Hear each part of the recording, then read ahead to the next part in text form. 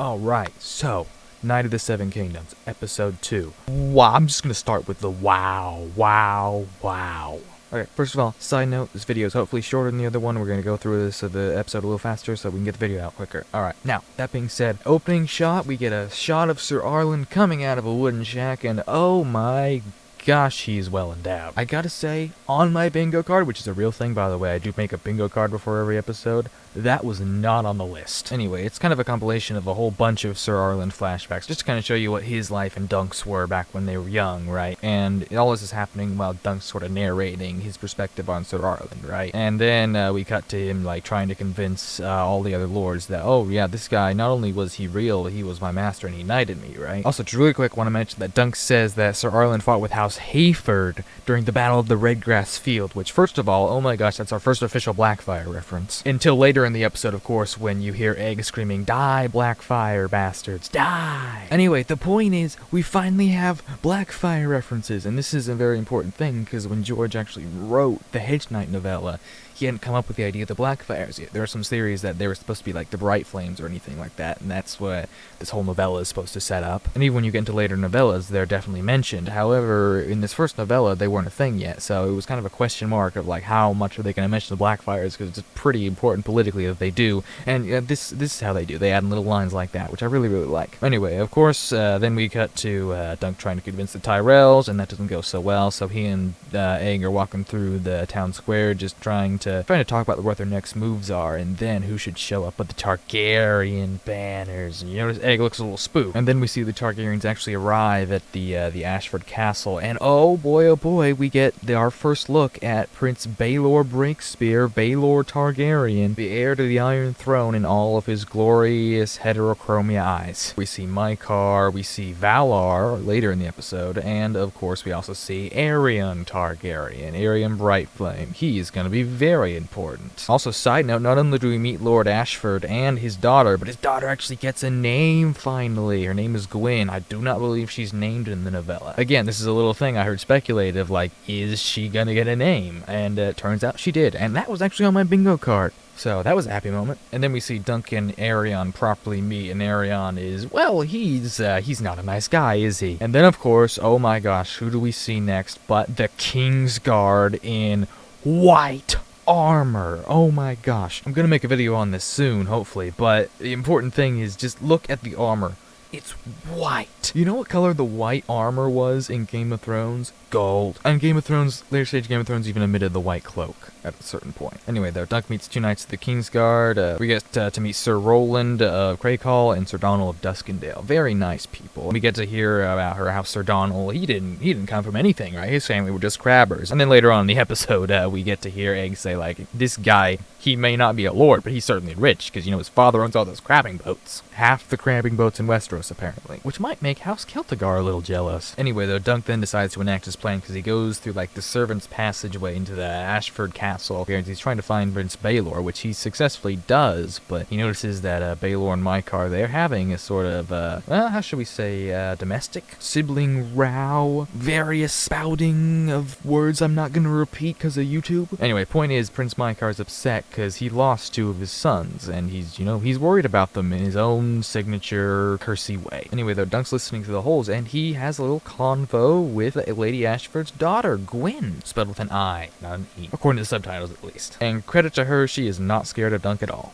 Anyway, that's how we learned that Prince Mycah's got two of his sons missing. And we also get a few other name drops in the Targaryen family. Aerys and Rhaegal, very important characters. These are the brothers of Mycah and Baelor. Anyway, then Dunk's just eavesdropping on the conversation between Baelor and Mycah, and I just love that Mycah actually spots him through the holes. It's one of those little things when you see in TV shows, and you see like people peeping through the peepholes. Like for example, Daemon during season 1 when he's peeping in the small council. You're like, so it's not like one-way glass, right? They go both ways, and the holes where Dunk's peeping through are pretty big, so it makes perfect sense that Mycah would see him. Anyway, then of course we get Dunk meeting properly Prince Baelor and Prince Mycah. Anyway, the real talk though, Dunk talks to Baelor, and Baelor actually remembers Sir Arlen. Apparently they broke 4 lances against each other at Storm's End before Baelor unseated him. And you just see like Mycah just being like absolutely not super nice throughout the, like, it really makes you realize that if Dunk had tried to come up to this argument with Mycah, then it wouldn't have ended well.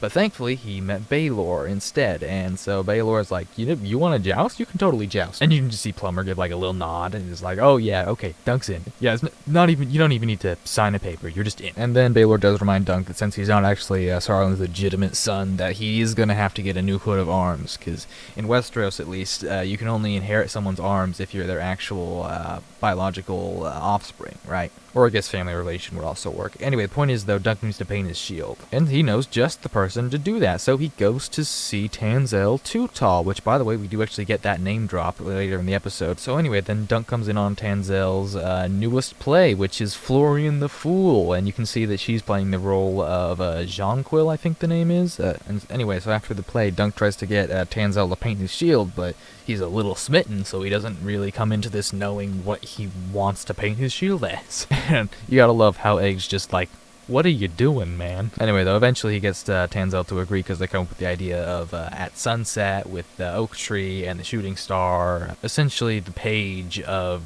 the published novellas, if you ever want to get that. And then Dunk and Egg have a nice little convo, and who should show up but Lionel Baratheon, who's like, hey, you want to join in a tug-of-war, which apparently exists in Westeros now, and spout various not safe for YouTube words. And yes, the point is, Dunk and Egg, they join in Lionel Baratheon's tug-of-war game, thanks to Dunk and Lionel, probably. Egg, he tries to help. They do win the tug-of-war, though. I'm not really sure. I don't think anyone was betting on this or anything. There's not really any prize other than pride. I get this whole tourney is just based upon pride, isn't it? Anyway, though, then night comes and Dunk goes to see Steely Pay, the armorer. And the reason he's there is because even though Dunk inherited Sauron's armor, it's too small for him, right? So he needs to get some new armor. He does come to a deal with Steely Pate, though, that Steely Pate can reforge some of the armor. He's still gonna need a lot of upfront costs, though. And then after that, unfortunately, comes one of the most heart-wrenching parts of the episode. I didn't expect this. I kind of knew it was going to happen. I didn't really realize, especially when they play the music, just how much it was going to hit me, right? So essentially, Dunk has to sell Sweetfoot his Pamphry in order to pay for the armor, right? And it's just so sad. I mean, he says he'll buy Sweetfoot back. This is Westeros, though. I don't know if I believe that. Anyway, then dun, it's time for some actual jousting. Remember the reason why everyone's here, and we get to see all these people with the sigils and the horses and colors. Oh, it's just so amazing. Also, you gotta love this Tully guy. He just takes a bite of fish. I don't know why you would do that, but he does it. Anyway, in terms of the jousters, of course, we have the aforementioned Tully. Looks like we got a Lannister, Baratheon. I think that's Lionel. And then we have this guy who is a Hightower. We can see a Tyrell right there as well. And here we go. We got Prince Valar Targaryen, otherwise known as the Young Prince. He's Baelor's son, as Egg is so nice to remind us of. And we actually get to start the jousting, and oh my gosh, when the lances, it is amazingly fun chaos, let me put it that way. The horses ride together, the lances snap, people fall off their horses, they get trampled by other horses. It is such a fun time. And I love to see the sigils. Also, I mean, it's hard to see, of course. We officially have the Hardings on screen. Anyway, then Dunk and Egg, they're watching this, and Dunk gets what feels like PTSD, but then we flash back to the campsite where Egg screams about the Blackfires, and Dunk's just like, you know what, on the morrow, everyone's gonna see what the fruit of Sir Arwen's tree, the fruit of Sir Arwen's penny tree bore, and in case it bore him, so he's just like, he's gonna show everyone that is his plan. And then, of course, the episode ends on that, the sweet note, and yeah, it's all very amazing. So, that was the episode. Oh my gosh, it was amazing to actually see the jousting. I was worried we weren't actually going to see any of this episode about halfway through, but no, we actually did, which is amazing. A little less Lionel Baratheon in the last episode, but I'm sure we're going to get a little more of him in the future. Plus, we got to meet all the Targaryens as well. I say all, I mean, realistically, I think we met like half of them. The rest are probably still back in the Red Keep, including the actual King Daeron II. Nevertheless, though, to wrap this up quickly, amazing episode. Cannot wait for episode 3. Hopefully the editing does not take too long. Anyway, see you in the next one.